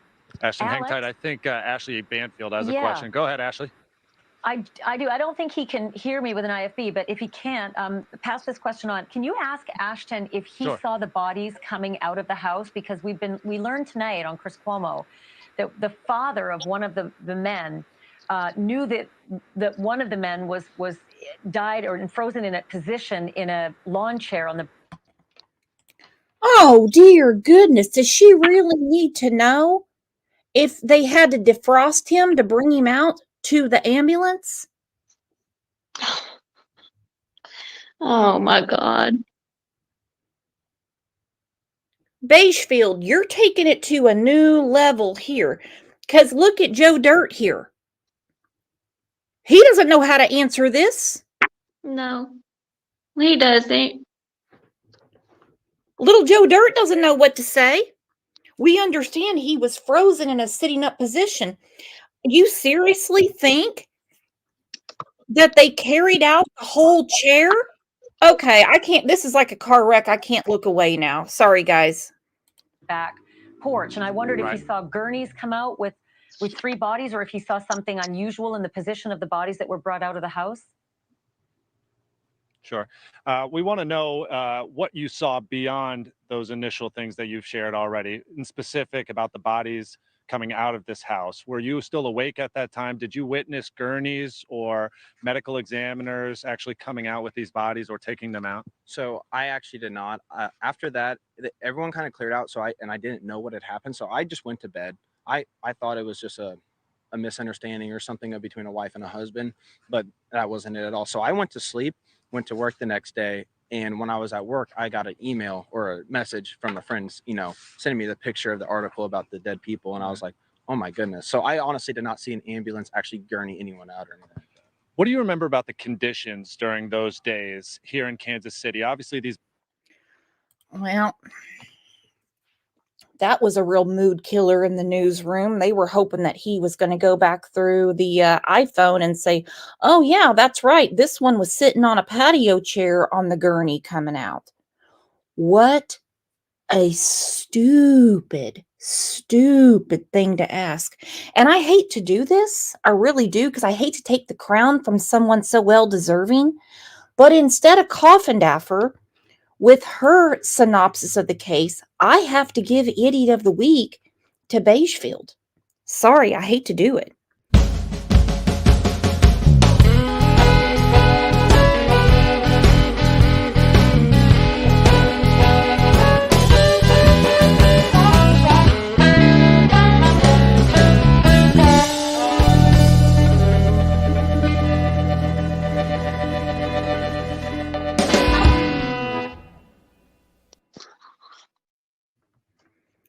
That's the first time in CLL history that's ever happened that we have taken the Idiot of the Week from one and given it to another. It had to be done. It just had to be done. It was okay because I got up from my work desk and I did a little dance. Woo! That's what I'm talking about. And sometimes it has to be done, Brooks. It has to be done. I just really haven't gotten into the dancing yet with that stuff, because sometimes, as much as I'm spoken about on these YouTube streets and called every name in the book, I think a few of these people need to look beyond what I do here and maybe look at where they get their news, because some of these people, it's like they have eaten a brain tumor for breakfast every day. All right, here we go. There is a tragedy. There are 3 men that have left people behind that love them and want answers. This is one of the brothers that is saying he could and never will move on from this. Nothing, if it's not making sense to us, it's not making sense to him. No, definitely not. What happened in Kansas City alone? You can't have these families with these young guys had their whole lives in front of them, and there's just no answer. And the authorities aren't saying anything. I respect the authorities doing things the right way. But according to one of the guys involved here, his attorney, they don't expect foul play. Then why don't you give the family some answers? So these 3 men in Kansas City, you know the story. They were found frozen to death in their buddy's backyard in a way that we haven't heard before, by the way, which you're going to hear in a moment. But no gunshot, no stab wound, no ligature, meaning nobody had strangled them, apparently. Okay? So they send it out for an autopsy and toxicology. They say 8 weeks. 8 weeks. You can't bury, you can't mourn, you can't know. The families want answers. So we keep doing the story. And not to hype about it, because we can only know what is shown. All right? The family knows what these guys were about and what they were doing and who this friend was to them. Let's bring in the brother of Ricky Johnson, one of the deceased. We had his father on last week. And I love you all. Me love you long time. But the next person that sends me this clip and says Benny Keys is his brother, I'm going to lose my shit. This is not Benny Keys. Now, JTB, let me ask you something. Have you heard the rumor that Jordan at one time was enamored with Clayton's fiance, and that's why she was so comfortable going to the house and breaking in, that she knew how to get in there? I had heard that rumor, yes. I had heard that rumor. Okay. But we don't know if it's true. We just know that that's floating around. That is floating around. I do not know that that's true, but that has been floating around. Yeah. And that seems to be one air biscuit floated at the Walmart that won't go away. Go away. And hopefully the authorities find out. Not that that would be any excuse for anything. It just would be, nice to know. It would be very nice to know. I will try and dig into that a little bit more on my end and see if I can find out anything. And anybody, if anybody thinks that I have joked a little bit or anything like that, and I'm not trying to be disrespectful or anything. I joke sometimes just because it takes the tension and stress away, because we deal with a lot of stuff that's hard to deal with sometimes, and it helps me. So I'm not meaning to be disrespectful in any way, shape, or form. So if I've offended anybody, I do apologize. But for me, it takes the stress away from the things that we deal with on a daily basis. So if I've offended anybody, I do apologize. Oh, no, baby. You can't offend anyone any more than I do. And I'm so glad that you touched on that, because we sometimes mask our disbelief, grief, and tears with humor, even if it seems inappropriate. And this channel is going on 3 years. So if your feelings are on your shirt sleeve, this isn't the cafeteria table for you. No, I wear pink and sit with the girls. So it's I but I mask a lot with humor and inappropriateness. So if it offends some people, I apologize, but that's just the way I have to deal with stuff at times. So yeah. Dolores said dark humor and sarcasm are my coping mechanism. Yep. Dolores, that's mine as well. Yeah. Radio Gods, she sits with us, says I'm always making inappropriate jokes. Diana said, so do I. So do I. Okay, so everybody gets me. Oh, yeah. Oh, yeah. I think we all have found each other for a certain reason. For a reason. Yeah. I know a lot of people get turned off by my name. It's the Juicy Tequila Bobo, and they're like, and it's like, there's a reason behind the name. Just call me JTB and you'll be fine.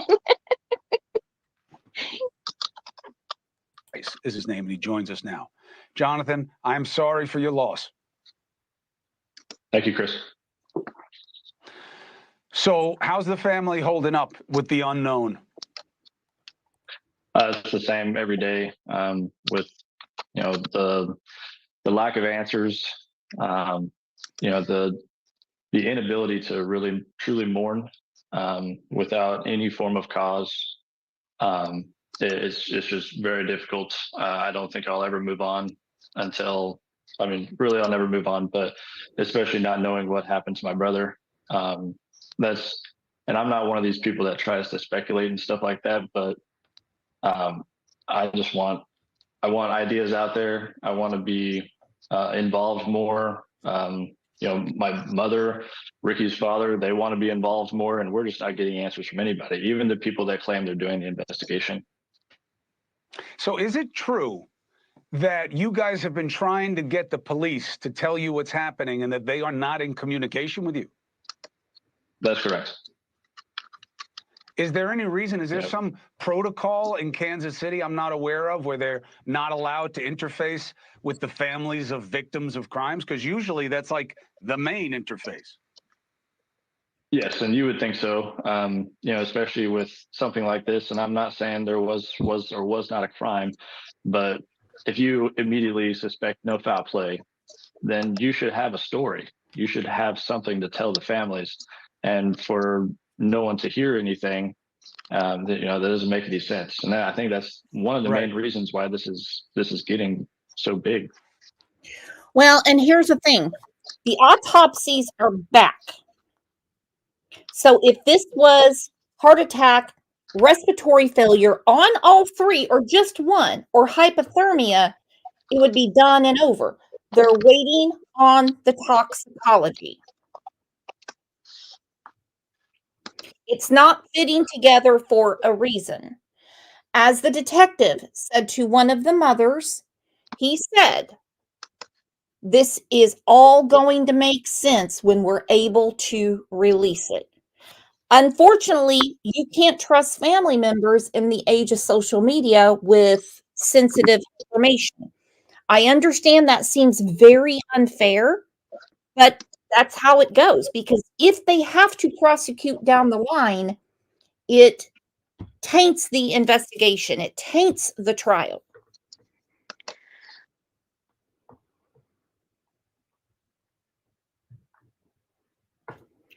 I just passed the baton to you, JTB.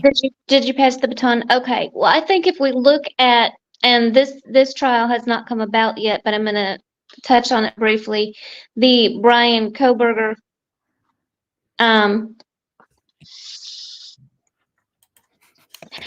situation, there were certain family members in that situation that were putting out sensitive information that they were being given by the police department. And I think police departments are finding that the less information that they give to families, the less information that is getting out to the public, the less information that they're having to backtrack on, or the less information that they're having to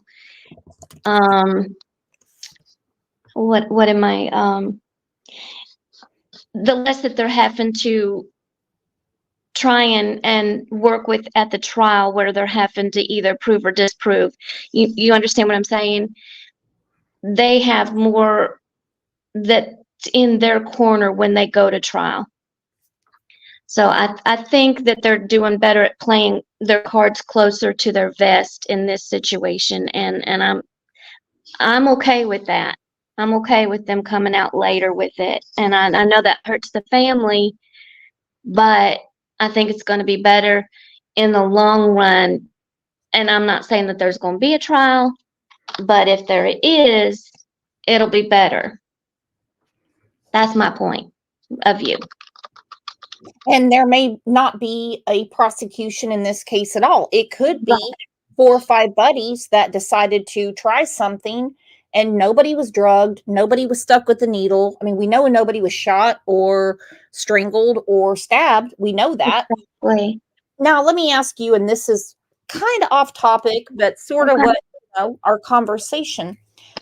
Do you think that with social media, this is more sociology than anything else, that we are so impatient with police now because we're so used to getting instant answers, and law enforcement still has to deal in the physicality of true evidence. And so there's not instant answers. It takes labs, it takes forensics, it takes gumshoe detectives, it takes a lot. And so people get so irritated with the police because there's not instant answers. We are. I think that we're so used to, and I'm guilty as well. And I have, family members that are law enforcement, and I love our boys in blue, the good ones. I love our boys in blue, and females, our girls in blue. But we've put so much emphasis on these shows that they solve everything in 30 minutes or an hour, and we want that instant gratification, and we think that that's how it happens. Some of us just want it so badly that we want them to just go get that evidence right away and make that arrest, and everything's just cut and dried, and somebody's in prison and they're just wasting away, or whatever the case may be. And it just doesn't work like that. And even if the police department does make that arrest, you still have a justice system that's fighting against the police department, because even though the police want to do their jobs, there's a justice system that has a whole different set of rules that's working in a whole different direction. You know what I'm saying? Mm-hmm. And I don't think people understand that as well. I think, the police can do everything that they're meant to do in finding evidence and presenting evidence and collecting everything that they need to. But if a prosecutor or a DA does not want to present that case or take that case or do anything, it's not going to happen. It's just not going to happen. Well, think about all the evidentiary hearings that they have where evidence is thrown out. Yeah. Can't use it. Just can't use it. Yep. Or somebody gets, too excited and something wasn't written on the warrant, or we went after something with a warrant and it was collected, but it was done in a way that they had a certain way of going about getting it, but that certain item wasn't listed on the warrant. Or I mean, there's so many different things that people don't understand, but we all want that instant gratification, and it just doesn't happen. So I think with the social media being the way it is, and all of us being our little armchair detectives, and I'm just as guilty. I am just as guilty. I want it, just as much as everybody else, and I'm probably in the trenches just as bad, trying to find out what goes on. And I'm constantly asking questions, and hubs and brother and nephew are all like, no, just don't ask me anything else. Just don't ask me anything else. Just leave. Just go away. And I'm like, but I have one more question. No, just go away. Yeah, true detectives will not talk to me. They roll their eyes like, look, no. I just bug the heck out of them because, and I'm like, and then I'm asking them, about Blue Star, and I'm asking them about, luminol, and I'm asking them about, and they're like, where did you hear about all, what are you doing? Why are you listening to this stuff? Where are you getting all this information? I'm like, just answer the question. Mm-hmm. Just tell me. Even if you just satisfy me for a second, not in the Jordan coming to the doorway, even if you just satisfy my curiosity for a minute, I'll be on to something else tomorrow. Right. I'm like, well, if they just let me in on that interview, and they're like, nobody in their right mind is going to let you in on that interview. Well, like, another channel who's been hot on my tail for a long time, and you're going to know exactly who I'm talking about. Well, actually,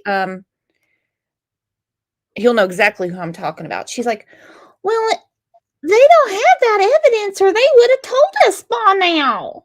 And I'm like, Oh, what? okay. Since when do they let us know what evidence they have? Yeah, they're gonna call us right up with that and let us know first thing. Yeah. I mean, in the O.J. Simpson days, they were like, on TV, they found a glove. Yeah. The blood We were matched Nicole Ron's. They did all that, and we saw where that went. Yeah. Exactly. So, two things that you've said that I haven't heard before. One, you seem to know something about where these men were found that I haven't heard. What information do you have about specifically where they were in the backyard and how they were situated? Well, I don't have firsthand knowledge, but I have heard because as being a brother, I'm looking at everything. I'm looking at everything anybody posts, whether it's information I feel is useful or information I don't feel is useful. But information I did Well, find you also know who found them, was right? I mean, they were found. They were found Yeah. by an extended family member. So you guys are in contact. So go ahead, tell the audience. Yeah. So I believe David was found in a lawn chair on the back porch, rather than all three laying flat, which definitely paints a picture we did not have from the very beginning. And it definitely brings up some questions that you would have, especially with somebody that, I don't care who you are, where you live. If it's snowing outside, you're looking at how bad it's getting, especially if you have any type of responsibilities of leaving your house in any way, shape, or form. It doesn't matter if you work from home, you got to leave sometime. And from his lawyer, we don't know if he left or not, because he started out saying that he left the home sporadically throughout the day. And then another one where he was home for 50 hours with no leaving the house And they had or looking out a cars. window. And there were Yes. cars outside in front. And you have a feeling that an intoxicant was involved, and you know your brother, and this is not a judgment thing. I don't care how he liked to spend his free time. It's not what this is about. You believe that the answer here lies in something that your brother didn't know he was taking. Yes, absolutely. I don't even speculate on what my brother has or has not done in the past, because that wouldn't be firsthand knowledge of mine either. I just know that my brother was a good man. He loved his daughters to death. He absolutely had future plans to be a father to them for the rest of their lives, and he would not jeopardize that. So it just doesn't make any sense. Hey. Okay, and that is the most sensible thing I have heard in this case so far. We're not going to judge what they had going on that night. I don't care if they had a kiddie pool full of KY jelly and they were wrestling each other. I don't care. But for his brother to say, we're going to go back a little bit. He took something, in his opinion, and did not realize what was going to happen, along with the other two. And there were cars outside in front. And you have a feeling that an intoxicant was involved, and you know your brother, and this is not a judgment thing. I don't care how he liked to spend his free time. It's not what this is about. You believe that the answer here lies in something that your brother didn't know he was taking. Yes, absolutely. I don't even speculate on what my brother has or has not done in the past. See, that is a very smart answer from the guy who is not Benny. This is a brother of Ricky Johnson. As he said, I'm not going to speculate on what he has or hasn't done in the past. He knows that something was ingested that night. And without the toxicology, he's smart enough to know. You can't tell me all three of them at one time had a heart attack. You can't tell me all three of them at one time froze to death. No. In the backyard, with a warm house feet behind them. They ingested something. Because that wouldn't be firsthand knowledge of mine either. I just know that my brother was a good man. He loved his daughters to death. He absolutely had future plans to be a father to them for the rest of their lives, and he would not jeopardize that. So it just doesn't make any sense. And no, it doesn't. All three couldn't have a cardiac arrest. All three didn't have a heart attack at once. All three didn't go into respiratory failure at once. They've done the autopsies. Now, after ingesting what they ingested, they could have. I don't know. We had a couple of nurses in here last week saying there are some of these drugs that have paralytic agents to where they could not move. I don't even want to know what those are. I don't want to know.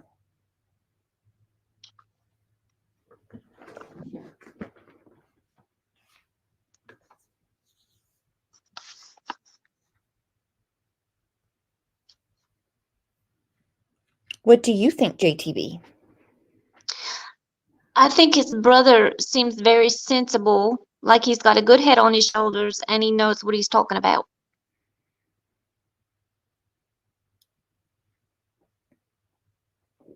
I think he's exactly right. I'm not even going to think about, I'm not going to say anything about what he speculate on what he has or hasn't done in the past.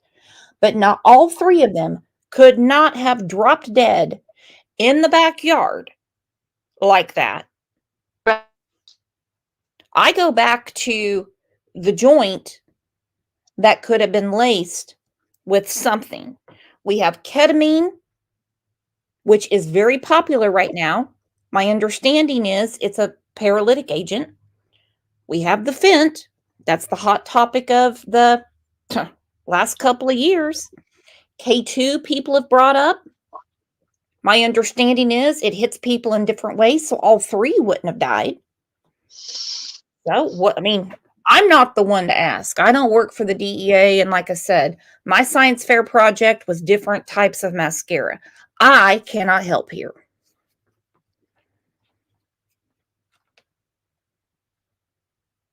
That's very true. And again, when we were talking about ingestion of alcohol and things like that last week, I said I'm 5'2" and a little something. We were talking about how it hit all different. One of those men are a different size. You would have thought that it would have hit them in a different way, but every single one of them, it took out all three of them. Mm-hmm. So what substance is going to take three big adult men, and they're all three different sizes. They're all three different body shapes and types. It just baffles me. It baffles me. Baffles me too. The attorney is speaking for Jordan. Jordan is not speaking out on his own. He told his attorney he is in a deep depression. Wrong, Jordan. You should be thanking your lucky stars that you're alive. He should be thanking whatever higher power he believes in that he's alive. Well, before we go, I want to say thank you to Christina and our friend Jules for making it rain.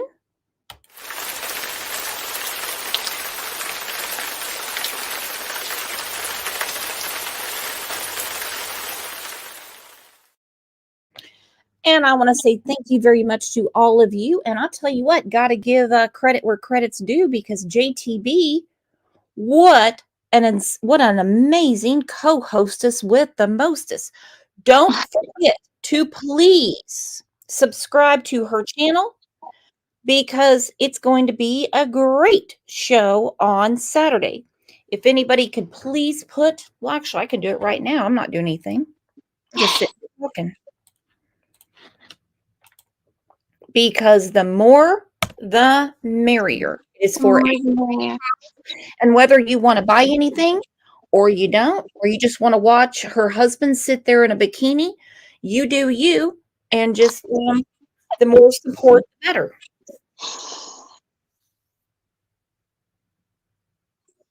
In a bikini as Juicy G. He does. I gotta say it.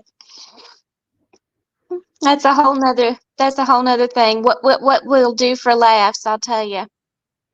And I understand that our girl muscles and mascara has a little something to do with the dress up, but I'm not going to say too much. Our girl muscles and mascara, she is in our reptile community as well. And more than anything, she is the best. And we had her on our show back in December, I think. November or December, her and her husband. Love them so much. And we have a lot of fun in our community, and everybody is welcome. We'd love to see you. You don't have to buy anything, but we are going to put Stan's Cash App in there because every little penny will help him, and we're not going to have our Cash App up so that everything goes to help pay the chemo and the bills that'll come in from his stuff. So And in the meantime, thank you so much, Mod Squad. Thank you so much to Hostess with the Mostest, JTB. thank you, Brooks. I love y'all. Thank you, new members. And thank you to those gifted memberships. And just for being part of our crazy crew. You guys are the absolute best. I say it every day. I mean it every day. You're the best chat and best community on YouTube. So I will catch you on the other side. If things go well tomorrow, we're going to have 2 shows, but the members show on Friday is a must. If you are not a member, please consider being one. It's going to make a lot of sense. On Friday, we are also celebrating February birthdays. So please be there. We're out, JTB. All right. Love y'all.